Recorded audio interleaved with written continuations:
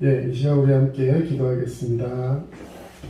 사랑의 주님 감사합니다. 오늘도 귀하고 복된 날 허락하시고 주의 전에 함께 모여서 예배합니다. 주님 기뻐하시는 산제사 하나님께만 드리는 거룩한 예배 될 수 있도록 인도하여 주시옵소서. 아멘. 감사드리며 예수님의 귀하신 이름으로 기도합니다. 아멘. 이 시간 우리 함께 찬양하겠습니다. 내가 주인 삼은 모든 건 내려놓고 찬양합니다.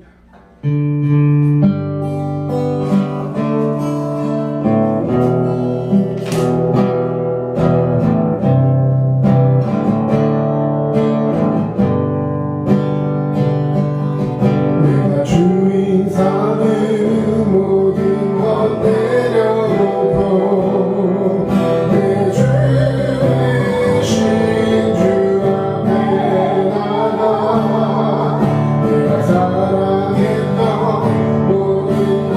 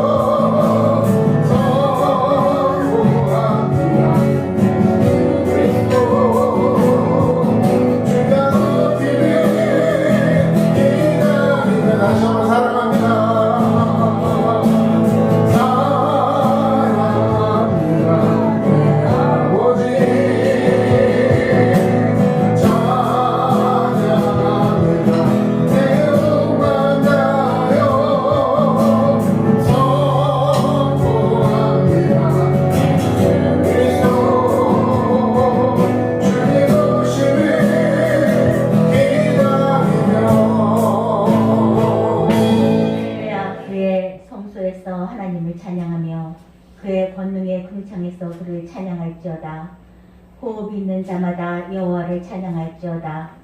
지난 한 주간도 많은 일들이 있었지만 건강한 몸으로 주님 전에 나와 예배드릴 수 있는 귀한 시간 주시니 참 감사합니다.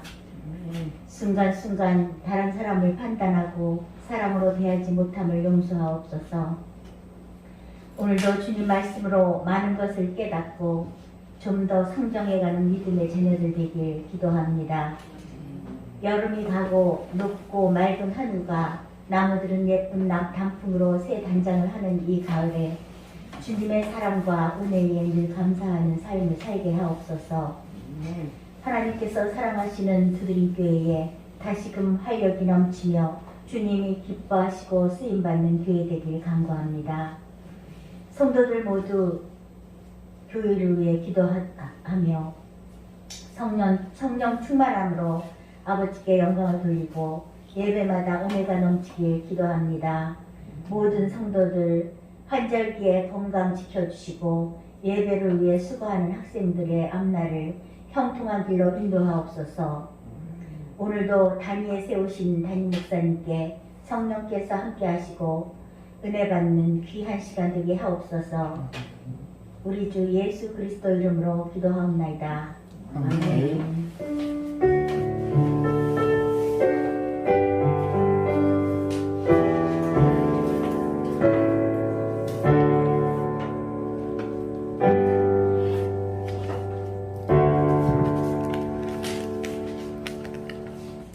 누가복음 15장 11절에서 24절까지 말씀입니다. 또 이르시되 어떤 사람에게 두 아들이 있는데 그 둘째가 아버지에게 말하되 아버지여 재산 중에서 내게 돌아올 분깃을 내게 주소서 하는지라. 아버지가 그 살림을 각각 나눠줬더니 그 후에 며칠이 안 되어 둘째 아들이 재물을 다 모아가지고 먼 나라에 가 거기서 화랑방탕하여 그 재산을 낭비하더니 다 없앤 후 그 나라에 크게 흉년이 들어 그가 비로소 궁핍한지라. 가서 그 나라 백성 중 한 사람에게 붙여 사니 그가 그를 들로 보내어 돼지를 치게 하였는데 그가 돼지 먹는 쥐 없는 열매로 배를 채우고자 하되 주는 자가 없는지라. 이에 스스로 돌이켜 이르되 내 아버지에게는 양식이 풍족한 품꾼이 얼마나 많은가. 나는 여기서 줄여 죽는구나. 내가 일어나 아버지께 가서 이르기를 아버지 내가 하늘과 아버지께 죄를 지었사오니 지금부터는 아버지의 아들이라 일컬음을 감당하지 못하겠나이다. 나를 품꾼의 하나로 보소서 하리라 하고 이에 일어나서 아버지께로 돌아가니라. 아직도 거리가 먼데 아버지가 그를 보고 측은히 여겨 달려가 목을 안고 입을 맞추니 아들이 이르되 아버지 내가 하늘과 아버지께 죄를 지었사오니 지금부터는 아버지의 아들이라 일컬음을 감당하지 못하겠나이다 하나 아버지는 종들에게 이르되 제일 좋은 옷을 내어다가 입히고 손에 가락지를 띄우고 발에 신을 신기라. 그리고 살진 송아지를 끌어다가 잡으라. 우리가 먹고 즐기자. 이 내 아들은 죽었다가 다시 살아났으며 내가 잃었다가 다시 얻었노라 하니 그들이 즐거워하더라. 아멘. 예, 스스로 돌이킬 때까지 오늘 누가복음 15장 11절에서 24절 말씀을 본문으로 함께 말씀을 묵상하도록 하겠습니다. 자, 여러분 성경 한번 다시 찾아보시면 누가복음 15장 오늘 11절부터 읽었는데요. 그 앞에 1절에서 10절까지 본문과 비슷한 두 개의 비유가 또 기록되어 있습니다. 한번 찾아보십시오. 자, 1절에서 무슨 비유가 있죠? 예, 잃은 양을 찾은 목자의 비유. 그 다음에 잃은 드라크마를 찾은 여인의 비유. 그리고 오늘 본문은 잃어버린 아들을 찾은 아버지의 비유. 자, 우리가 이게 이 누가복음에 소위 잃어버린 시리즈 3편이 나옵니다. 금방 찾았지만 잃어버린 양에 대한 비유. 그 다음에 동전, 드라크마라는 것은 은으로 만든 동전입니다. 동전을 잃어버렸던 그 여인이 동전을 찾은 얘기. 그리고 마지막으로 오늘 본문인 잃어버린 아들을 찾은 아버지의 비유. 자, 금방도 읽으셨지만 여기 써있기는 잃어버린 양, 잃어버린 동전, 잃어버린 아들이라고 해놨는데, 여러분이 가진 성경책의 비유의 제목에는 물론 앞에 잃어버린 것이 뭔지도 써있지만 그것을 찾은 사람이 누군지에 대해서 명확하게 써있어요. 잃어버린 양을 찾은 누구? 목자의 비유. 그 다음에 잃어버린 드라크마를 찾은 여인의 비유. 그리고 오늘 본문인 11절에서 24절까지에는 잃어버린 양을 찾은, 잃어버린 아들을 찾은 아버지의 비유. 자, 이 세 가지 비유를 묶어서 오늘 누가복음 15장을 쓴 목적이 뭐냐면 죄인을 찾으러 오신 예수님을 부각시키는 내용이라는 거예요. 잃어버린 게 중요한 게 아니라 그것을 찾으신 분이 예수님이다. 자, 그래서 이 세 가지 중에 이 양, 동전, 아들 이 세 가지 중에서 두 가지는 비슷한데 한 가지 오늘 본문은 조금 다른 것이 있습니다. 뭐냐면 양이나 동전은 자기가 뭐 이렇게 나간 게 아니에요. 잃어버린 거예요. 양도 자기가 뭐 이렇게 가출해야지 해서 나간 게 아니라 어쩌다 보니까 주인의 품을 떠났습니다. 길을 잘못 든 거죠. 그리고 동전도 자기가 뭐 이렇게 관이 달려고 간 게 아니라 주인이 어떻게 그 관수를 잘못해가지고 잃어버렸는데 그것을 찾지 못해서 안타까워하다가 찾은 거예요. 그런데 오늘 잃어버린 아들에 대한 비유는 어떤 거예요? 아들이 그냥 가만히 있다 길을 잃어버린 게 아니라 자기 스스로 뭔가 이 아버지랑 맞지 않고 집에 있는 것이 답답하고 여러 가지 상황과 견주어서 그냥 스스로 가출을 해버리죠. 나가버립니다. 그래서 이 두 가지, 위에 두 가지는 스스로 자기가 뭐 나간 것이 아니라 잃어버린 것이지만 결국은 주인이 찾으면 찾을 수 있는 겁니다. 주인이 열심히 찾았더니 찾았어요. 뭐 예를 들어서 그 드라크마, 은전에 대한 비유에서 보면 그 잃어버렸던 그 여인이 그건 사실 주머니에 있는 동전 한 입을 잃어버린 것이 아니라 이 은전 드라크마를 10개를 가지고 세트로 결혼할 때 폐물로 주는 거예요. 말하자면 목걸이처럼 만들어서 폐물로 주는 겁니다. 근데 이 끈이 낡아가지고 탁 터진 거예요. 그러다 보니까 동전 10개가 착 뿌려진 거죠. 그 나머지 9개를 주셨는데 하나가 어디로 떼굴떼굴 굴러가더니 아무리 찾아도 찾을 수가 없는 거예요. 그러다가 이걸 잃어버리면 10개 중에 9개는 있으니까 괜찮겠지 하는 것이 아니라 남편이 준 나에 대한 어떤 그 사랑과 애정을 듬뿍 담아서 이 결혼을 상징하면서 행복하게 살아야겠다라고 하면서 내게 준 상징적인 것이기 때문에 그것이 완전히 10개가 되어야지만 그것이 완벽한 거죠. 그러다 보니까 이 한 개를 찾지 않을 수가 없었던 거예요. 그걸 어떻게 찾았습니까? 성경에 읽어보면 빗자루를 가지고 집안을 쓸다시피 샅샅이 쓸고 닦고 하면서 그 집안 먼지 구석구석 혹시 먼지에 뒤집어져서 동전이 보이지 않을까 싶어가지고 그것을 그렇게 다 해서 결국에는 찾았어요. 찾고 나서는 얼마나 기뻤는지 그 은전 한 입을 찾았다고 감사하면서 동네 사람 다 불러다 놓고 잔치를 합니다. 은전 한 입 찾은 돈하고 사람들 불러갖고 잔치하는 돈하고 이 값을 매길 수가 없는, 값으로 매기는 게 아니라는 거죠. 그것을 찾았기 때문에 찾은 것에 대한 기쁨을 이야기하고 있습니다. 그렇게 동전이나 이 양은 잃어버린 것을 주인이 열심히 찾기만 하면 그것을 찾을 수가 있는데 오늘 잃어버린 아들에 대한 비유는 어떻습니까?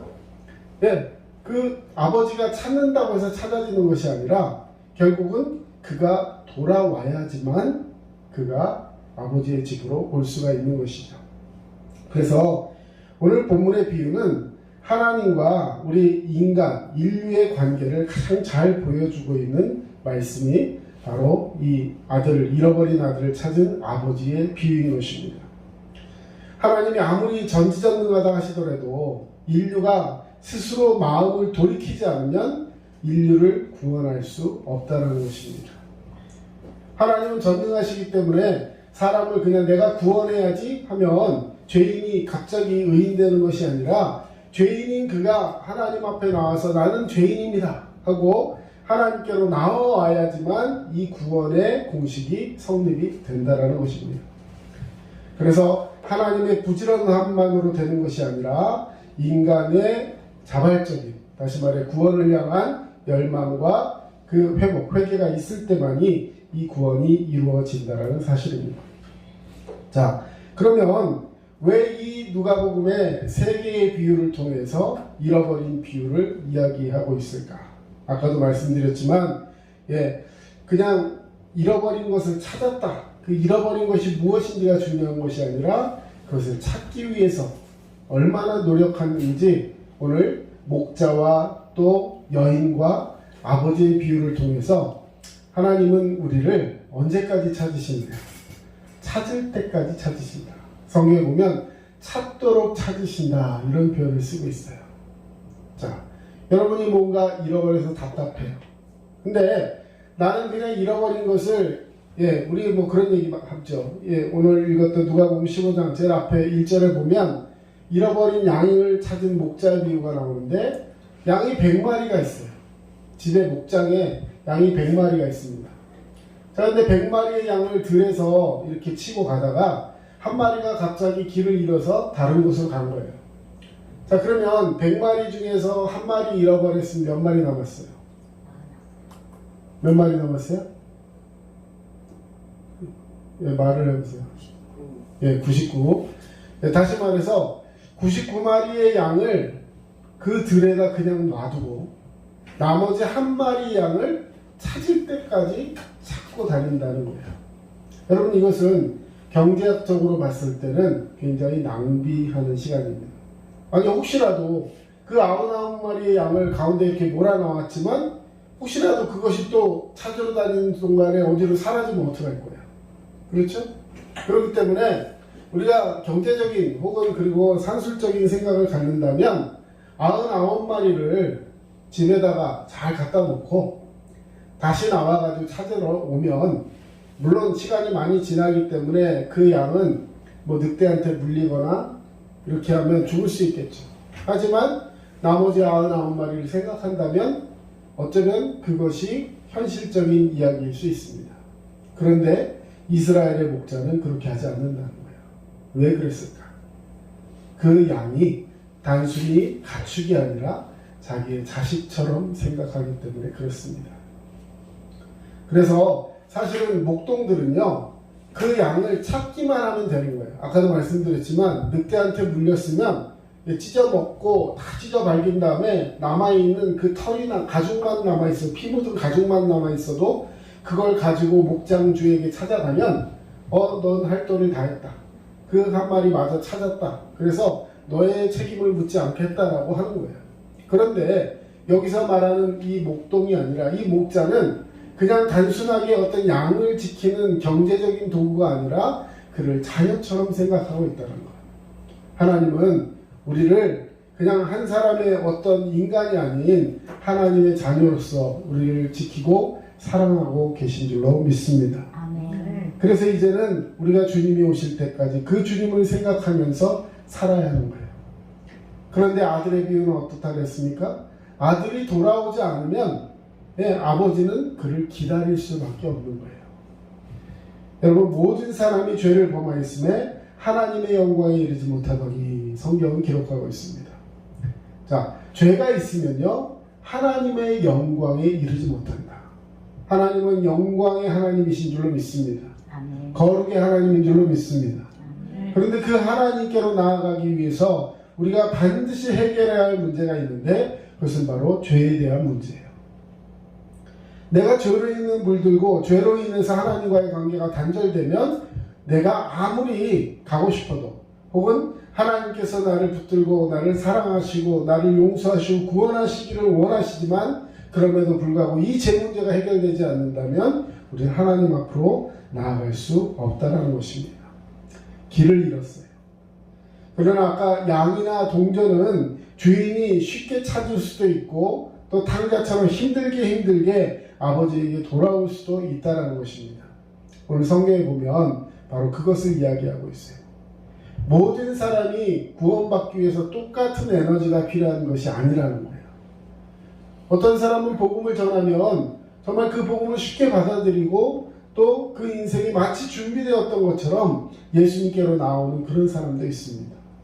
그런가 하면 평생을 눈물로 기도하고 또 중보해도 그 사람이 예수께로 나오는데 정말로 많은 시간이 걸리고 혹은 죽기까지도 그가 회심하지 않고 그 마음을 닫고 있는 강팍한 인생도 우리는 만나볼 수 있다는 것입니다. 우리는 그래서 사람을 전도하거나 또 그 사람들에게 그 말씀을 전하다 보면 때로는 정말 쉽게 정말 우리가 말하는 그 스폰지처럼 말씀을 쫙쫙 빨아들이는 그런 인생을 바라보면 너무나도 감사하죠. 목회자의 입장에서 그런 양을 만난다는 것은 큰 축복이 아닐 수가 없습니다. 그런데 그런 사람만 있는 것이 아니라는 거예요. 아무리 복음을 전해도 아무리 그 인생을 위해서 최선을 다하고 열심을 다해도 그가 하나님께로 나오는데 과연 저 사람이 될까라는 생각이 들 정도로 마음을 강팍하게 닫고 있는 그런 사람도 있다는 사실입니다. 그래서 오늘 탕자는 아버지와 의지의 줄다리기를 하고 있다. 우리는 생각해 보아야 할 것입니다. 누가 이기거나 뭐 자존심 싸움, 힘겨루기. 네, 가만히 두세요.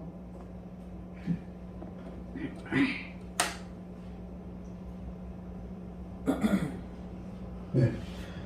자, 누가 이기거나 자존심 싸움을 하거나 힘겨루기, 뭐 반발 이런 거 할 수 있어요.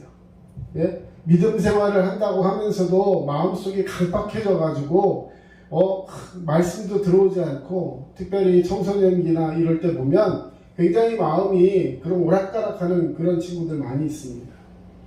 제 주변에 목회자 자녀들 중에도 보면 그런 분들이 참 많이 있어요. 네, 굉장히 힘든 사람들입니다. 왜냐하면 목사님이 생각할 때 일반 다른 성도들이나 청소년들은 굉장히 잘 양육되고 그럴 것 같아요. 근데 그 아버지의 모습을 다 아는 그 목회자의 자녀들은 가만히 보면 그런 모습 때문에 오히려 상처를 받고 다른 사람에 비해서 그 말씀을 받아들이는데 더 힘들고 어떤 그런 오해가 있는 부분이 있을 수 있다는 사실이에요. 그러나 중요한 것은 하나님께서 그들을 더 깊이 사랑하고 계신다는 것입니다. 아멘. 네. 우리가 더 믿음으로 기도해야 할 것은 탕자 같은 사람을 보면서 무조건 나쁘다 해서는 안 된다는 거예요. 네. 자, 만약에 나쁘다. 그 사람은 다시 전도해서 하나님 품으로 오기에 너무 힘들다. 그래서 포기할 것 같으면 아까 99마리를 경제적인 가치로 생각하고 한 마리를 포기하는 어떤 그런 산술이라면 탕자는 버려야 돼요. 아니 왜 그런 사람을 위해서 애를 씁니까? 말씀을 전하면 잘 받아들이는 그런 사람들만 데리고 그런 사람들을 위해서 양육하고 기도하면 훨씬 더 효과적일 거 아니에요. 그렇죠? 진도 빼지 않아도 되고 눈물 흘리지 않아도 되고 얼마나 좋습니까? 그런데 그런 것이 아니라는 거예요. 왜? 아들이기 때문에. 하나님이 선택한 아들이기 때문에. 하나님은 그를 끝까지 기다리시고 그를 위해서 중보하시며 오늘도 우리를 향해서 그 사랑의 손길과 기다림을 베풀고 계시는 것을 여러분 믿으시기를 주님의 이름으로 축원합니다. 여러분 탕자가 잘못됐다? 탕자가 나쁘다라는 논리로 생각하면요 이런 생각을 한번 해볼 수 있습니다. 여러분 하나님이 우리 인간을 누구의 형상으로 만드셨죠? 하나님 형상으로. 그러면 하나님 형상으로 만든 인간이 나쁘다는 것은 하나님이 나쁘다는 거예요. 네. 우리 그런 말 있죠. 누워서 침을 뱉는 격입니다. 하나님 형상대로 지음받은 인간인데 그런데도 불구하고 왜 그러면 그 인생에 강팍함이 있느냐? 자기 뜻을 굽힐 줄 모르는 교만함이 인간에게 있기 때문에 그런 거예요.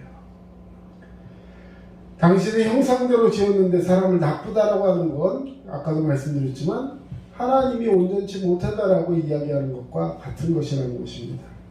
책임이 결국 하나님에게 있지 않느냐라는 말이 되는 것입니다. 그래서 오늘 우리가 분명히 알아야 할 것은 하나님이 그를 만드셨지만 그의 마음속에 있는 죄된 모습 때문에 자기 뜻을 굽힐 줄 모르고 또 마음속에 어떤 의지가 독립심이 성취욕 이런 것이 강해서 결국 하나님 말씀 앞에 순종하지 못하고 자기 뜻을 자꾸 고집하며 이야기하는 모습이 있다라는 것이죠. 자, 탕자 어땠습니까? 탕자가 처음부터 탕자였을까? 가만히 생각해 보면 아마도 그는 독립심이 굉장히 강하고, 그리고 뭔가 사고가 진취적이며 창의적이고 굉장히 그런 마음을 가지고 있었을 거예요. 그런데 집안의 분위기라든지 자기 위에 있는 형이라든지 굉장히 보수적이고 어떤 원리 원칙대로 하지 못하는 그 모습, 뜬금없이 뭔가 이렇게 이야기하는 그 모습을 보면서 야, 너는 왜 도대체 그렇게 생각하냐 하면서 계속 그를 제어했을 것이고, 또 여러 가지 상황 속에서 굉장히 모범적이고 뭔가 착착착 잘해나가는 그 모습을 비교해 봤을 때, 맨날 어떤 이야기를 듣고 피드백이 좋지 않은 피드백을 받았을 때 아마도 이 동생인 탕자는 마음속에 불만들이 많이 있었을 거예요. 그러나 결국에는 그 모든 것 가운데서 자기가 이렇게 있어서는 안 되겠다 뭔가 생각하고 나름대로 도전적인 생각을 한 것이 뭐냐, 내가 여기 있다가는 이 숨 막혀서 죽겠다, 형 때문에 질려 죽겠다, 응? 아버지의 기대감 때문에 나는 지금 아주 숨이 막힐 것 같아, 이런 생각을 갖다가 결국에는 아버지에게 해서는 안 될 얘기를 하죠. 아버지 어차피 나이도 많으신데 조금 있으면 이제 돌아가셔서 천국 가실 텐데 가시게 되면 이거 상속해서 나눠주실 거 아니냐. 그러면서 아버지께서 내게 줄 분깃이라는 말은 다른 말로 상속분이에요. 상속분. 나에게 상속해 주실 것을 미리 땡겨 달라는 거예요. 어떻게 들으면 맞는 것도 같고. 자, 요즘 같은 시대, 특히 우리 한국 사회에서는요, 돌아가시기 전에 증여해가지고 세금을 줄이려고 요즘 그런 일들이 많이 일어납니다. 그런데 자, 그런 어떤 경제적인 논리에서 지금 얘기하고 있는 것이 아니라, 나는 이 집에서 더 이상 살 수가 없으니까 아버지 상속분을 내게 달라. 이 이야기는 상속분을 주지 않으면 아버지와의 모든 관계가 끊어진다. 이러면서 겁을 주고 협박하고 있는 거예요. 결국 그 아버지는 어떻게 했습니까? 그 아들을 집에 더 이상 두었다가는 어떤 불상사가 일어날지 몰랐기 때문에 그 모든 것을 팔아서 정리해서 나눠줍니다. 그 아들은 그걸 가지고 그냥 상속분이 뭐 이렇게 돈으로 딱 있는 것이 아니잖아요. 예를 들어서 논이 몇 평이 있고 밭이 몇 평이 있고 산이 얼마가 있고, 그래서 이 집에 뭐가 있고 이 집은 누구 거고 막 이렇게 다 아버지 생각하고 있었는데 가만히 갑자기 내놓으라고 하니까 그걸 그래, 이 땅은 이제 너 주려고 했고 이 집은 네가 갖고 뭐 이런 생각하면서 다 나눠줬을 거 아니에요. 그랬더니 이 아들이 갑자기 그 다음날 부동산 하는 사람들 불러오더니 원래 부동산 가격이 예를 들어서 한 10억짜리다. 근데 빨리 팔아야 급매 하니까 막 3억에 팔고 막 이래가지고 돈으로 딱 만들어가지고 그걸 가지고 나가버린 거예요. 얼마나 안타깝습니까? 그걸 바라보는 그 가족들이나 또 주변에 있는 하인들이나 특별히 자기 형, 큰형 이런 사람들은 아마 굉장히 불만스러워하면서 화를 냈을 거예요. 그런 상황 속에서 아버지는 아무 말도 하지 않으시고 그를 그냥 내보내 줬어요. 결과는 오늘 성경에 나와 있는 대로 얼마 가지 못해서 그 돈을 다 허랑방탕해서 탕진해버리고, 그리고 또 가뭄이 와서 아무도 자기를 도와줄 수 없는 그런 상황까지 그가 이르게 되었다는 것입니다. 여러분, 이렇게 성경에 보면 아버지께서 그를 그렇게 원하고 기다리고 계시지만 잘 돌아오지 않는 정말 힘든 사람이 있는가 하면, 어떤 사람은 또 그렇지 않고 그냥 말 한마디에 아멘 하고 주님께로 돌아오는 그런 사람도 있다는 것입니다. 여러분, 성경의 이야기뿐만 아니라 인생을 바라봐도 그런 사람들이 많이 있습니다. 2차 세계대전 시 유럽 전장에서 미군을 대표하는 장군이 두 사람이 있었는데 아이젠하워하고 패튼이라는 장군이 있었어요. 근데 이 패튼이라는 장군은 그 아이젠하워보다 훨씬 더 유능하고 이런 싸움을 하는 기술이라든지 전략이 뛰어나가지고 공을 굉장히 많이 세운 사람이었습니다. 그런가 하면 아이젠하워는 그에 비해서 약간 성정이 뭐 다른 사람들 이야기 잘 들어주고 그러면서 이렇게 막 하지만 뭐 주장을 잘 하지 못하는 그런 사람이었어요. 결과적으로 패트는 많은 공을 세우고 했는데, 근데 이 사람에게는 한 가지 핸디캡이자 어떻게 보면 장점이었는데 그것이 나중에 핸디캡이 됩니다. 그게 뭐냐면, 결정적인 결함이 뭐였냐면 말 실수를 많이 해요. 무슨 말이냐? 말을 막 직선적으로 하다 보니까 사람들에게 상처를 많이 줘요. 그리고 성격을 조절하지 못합니다. 누가 막 화를 나게 하면 불같이 막 해서 말 실수를 막 하는 거예요. 그리고 그러다 보니까 뭐가 많이 생겨요? 친구가 아니라 그렇죠. 적이 많이 생겨요. 결과적으로는 어떻게 되느냐? 아주 유능한 지휘관인데 이 결정 때문에 늘 입장이 난처해지고 주변 사람들에게 지적을 당하지만 고치지 않습니다. 그래서 그 많은 공적을 세웠음에도 불구하고 나중에 결국 그는 파면, 해직을 당합니다. 장군에서 물러나게 돼요. 자기의 뜻과 상관없이. 반대로 아이젠하워는 패튼같이 이렇게 유능한 그런 지휘관은 아니었지만 남의 말을 들을 줄 알았고, 그래서 다른 사람의 말을 경청하고, 아 그렇습니까? 하면서 그와 함께 이야기하고 일하는 것을 좋아했어요. 결국 나중에 이 아이젠하워는 미국의 대통령이 되었습니다. 여러분, 우리가 믿음으로 살아가는데 때로는 우리의 모습이 어떤지 한번 생각을 해보기 원해요. 나는 과연 말을 잘 듣는, 그래서 순종하는 자인가? 아니면 이 탕자와 같이 자기 주장만 하고 자기 고집만 세우다가 결국 아버지의 마음을 힘들게 하고 돌아오기만을 기다리지만 많은 세월을 옆으로 돌아가야 했던 그런 실수를 하는 사람은 아닌지. 여러분, 탕자의 모습, 아버지가 생각할 때마다 이렇게 생각했을 것 같습니다. 만약에 제가 아버지라면 계속해서 그렇게 반응하는 아들이 있다. 내가 참 질렸어. 그렇죠? 정말 아무리 설득하려고 해도, 아무리 합리적으로 생각해 보려고 해도 또 왜 그러는 거야 도대체?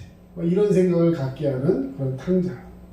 여러분, 그런 탕자가 돌아오기 위해서 아버지가 할 수 있는 것은 기다리는 것밖에 없었어요. 근데 뭘 기다렸을까요? 탕자가 어떻게 되길 기다린 거예요. 아버지가 탕자가 어떻게 되길 기다린 거예요. 돈을 가지고 나가서, 탕자는 그러면 그 돈을 가지고 나갔을 때 내가 이걸 바로 빨리 가서 다 탕진하고 돼지 주염 열매나 주워먹는 비참한 모습으로 변할 거야 이러고 나갔을까요? 아마 그러진 않았을 거예요. 내가 이 집에서 있다가는 더 이상 숨막혀서 못 사니까 이 돈 받아가지고 나가서 내가 보란듯이 나가서 성공해가지고 돌아올 때는 몇백 배 부자가 돼가지고 우리 형이나 아버지나 이런 사람들한테 그야말로 목에 힘 좀 주고 다녀야 되겠다, 이런 생각을 가졌을 것 같습니다. 그런데 아버지는 무엇을 기다렸을까? 아버지는 그가 배고파지고 실패하고 자신의 모습을 부끄러워하며 비참하여서 다시 돌아오는 그 시간을 기다렸다는 거예요. 어떻게 보면 자기 혼자 뭔가를 하려다 실패하는 그 모습을 아버지는 기다렸다는 거예요. 아니, 무슨 아버지가 그래요? 나가서 성공하기를 바라야 되는 거 아니에요? 여러분, 그것은 성공이 아니에요. 혹시라도 그 탕자가 나가서 그 돈을 가지고 성공했다? 여러분, 그는 더 큰 죄악으로 빠져드는 거예요. 아버지를 완전히 떠나게 되는 것이죠. 그래서 그 아버지는 비록 그 물질이 아깝고 정말 그동안의 세월 속에 정말 어렵게 만들어 놓은 그런 부였지만 아들에게 그것을 주면서 아마도 그 마음속에는 이 아들이 정말 어려움을 겪더라도 몸은 상하지 않고 다시 내게로 돌아올 수 있는 그날이 오기를 바랬을 거예요. 결국 탕자는 어떻게 됐습니까? 그런 배고픔을 겪게 됩니다. 사람들에게 가서 저 좀 취직시켜 주세요. 근데 너무 가뭄이 들고 힘들고 불경기가 되니까 어디 취직도 안 돼요. 그동안 자기가 돈을 허랑방탕하며 쓸 때 옆에 와가지고 막 좋다고 이렇게 아부하면서 같이 술 먹고 같이 허랑방탕했던 그 사람들 다 자기를 몰라라 했습니다. 이제 그 아들이 갈 데가 없어 있는데 한 사람이 그를 데리고 가서 너 그럼 여기서라도 일해라 하면서 간 곳이 돼지를 키우는 그런 집이었어요. 이스라엘 사람들은요, 여러분 그냥 돼지 키우면 어때 생각할지 모르지만 이스라엘 사람들은 돼지를 굉장히 부정한 동물로 보았어요. 심지어는 지금도 이스라엘 사람들은 돼지고기를 먹지 않습니다. 그런데 그런 돼지를 키운다. 이거는 정말로 비참한 상황에 떨어지는 거예요. 근데 밥도 제대로 주지 않고 하니까 배가 너무 고파서 돼지가 먹는 그 팥껍질 같은 주엽 열매를 주워 먹는데, 여러분 돼지가 먹어야 될 여물통에서 그걸 주워 먹으려면 돼지가 가만히 있겠습니까? 돼지는 먹는 거에 굉장히 집착이 강하거든요. 그러다 보니까 아마도 돼지가 막 물기도 하고 들이받기도 하고 하면서 구박을 엄청나게 했을 거예요. 돼지한테도 구박받고 먹지도 못하고 줄여서 이제 굶어 죽게 생긴 그런 상황 속에서 그의 마음속에 든 것이 바로 이 마음이었습니다. 우리 17절 같이 한번 읽어보겠습니다. 17절 시작. 이에 스스로 돌이켜 이르되 내 아버지에게는 양식이 풍족한 품꾼이 얼마나 많은가. 나는 여기서 줄여 주는구나. 여러분, 오늘 이 17절 말씀에서 가장 중요한 역사가 하나 일어납니다. 그것이 바로 스스로 돌이켰다는 거예요. 21세기 다원주의 사회의 사람들이 종교에 대해서 물어볼 것은 죄인이 회개할 수 있다면 굳이 기독교를 믿지 않아도 되는 거 아니냐, 이런 질문이 있어요. 자기의 죄를 뉘우치고 회개할 수만 있다면 굳이 기독교를 믿어야 되지 않아도 되는 거 아니냐, 왜 고집하느냐. 굳이 기독교가 아니더라도 자기 죄를 회개함으로 양심을 구원하고 영혼을 구원할 수만 있다면 그건 되는 거 아니야? 그럼 이게 다원주의예요. 다시 말해서 꼭 기독교가 아니더라도 구원만 받으면 되는 거 아니야? 그러면 뭐 기독교를 믿든지 다른 걸 믿든지 이걸 믿든지 저걸 믿든지, 우리 그런 말 있죠. 뭐로 가도 어디로만 가면 돼요? 뭐로 가도 서울로만 가면 된다. 이런 생각 가지고 여러 가지 길들을 제시하는 게 다원주의입니다. 그런데요, 여러분 정작 중요한 것은 뭐냐면 아까도 얘기했죠. 만약에 탕자가 그 돈을 가지고 나와서 성공을 했으면 그게 성공이냐는 거예요. 아니에요. 아버지에게 보라는 듯이 나가서 성공하고 아버지 돈 이제 필요 없어, 이걸 탕자는 원했겠지만 아버지의 마음은 그게 아니었어요. 그 아들이 아버지에게로 돌아오기를 원했다는 거예요. 왜요? 자기가 낳은 아들이기 때문에. 여러분, 누구의 자녀이십니까?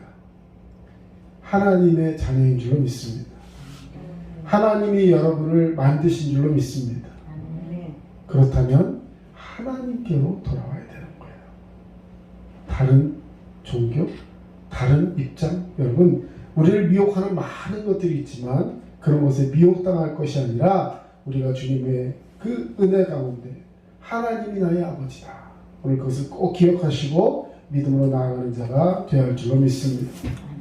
그러려면 회개와 회심이 필요합니다. 성경이 말하는 회개라는 것은 도덕적인 것뿐만 아니고 종교적인 것을 같이 가져야 한다는 거예요. 여러분, 사람이 자기의 잘못을 뉘우치는 것뿐만 아니라 하나님께로 돌아가는 것까지 할 때 이것이 중요한 겁니다. 내가 잘못했어. 깨닫는 것이 물론 귀한 것이죠. 하지만 거기서 끝나는 것이 아니라 하나님께로 돌아가야 한다는 거예요. 회개라는 것은 내가 잘못한 것을 깨닫는 거예요. 그런가 하면 회심이라는 것은 돌이켜서 하나님께로 가는 것입니다. 우리 자신을 한번 스스로 돌이켜보기를 원합니다. 예수님이 바라셨던 것은 바로 회개와 회심을 함께하는 거예요. 여러분, 하나님의 자녀 맞습니까? 아멘. 하나님께로 같이 가서 하나님 옆에 거하고 계십니까? 아멘.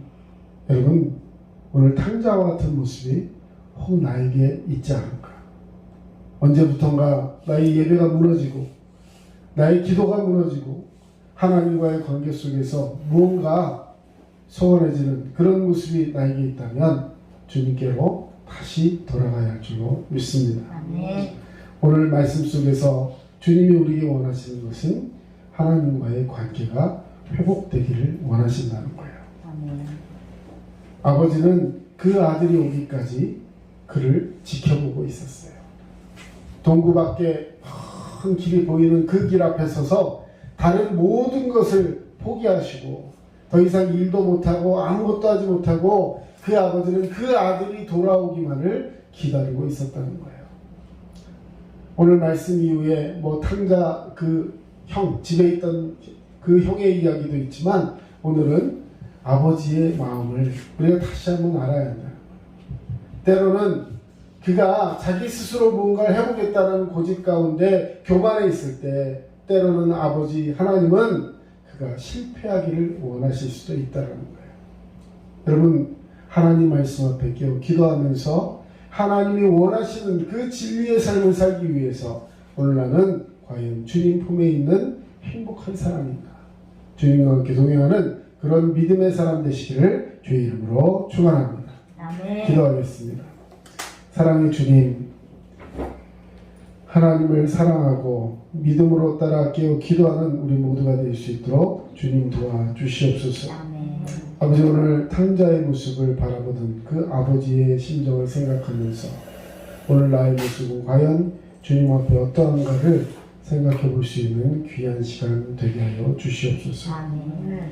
이제는 우리 주 예수 그리스도의 은혜와 하나님 아버지의 크신 사랑하심과 성령님의 도우심과 위로교통 충만하심이 주의 말씀을 붙들고 이제는 주님께로 돌아가는 그 귀한 자녀처럼 잃어버린 자가 아니라 다시 찾은 아들이 될 수 있도록 주님 앞에 나아가는 우리 모두가 되게 하여 주시옵소서. 아멘. 이제는 우리 주 예수 그리스도의 은혜와 하나님 아버지의 크신 사랑하심과 성령님의 도우심과 인도하심이 주님 앞에 엎드려 기도하는 우리 모두에게 이제로부터 영원토록 함께 하시만을 간절히 축원하옵나이다. 아멘. 아멘.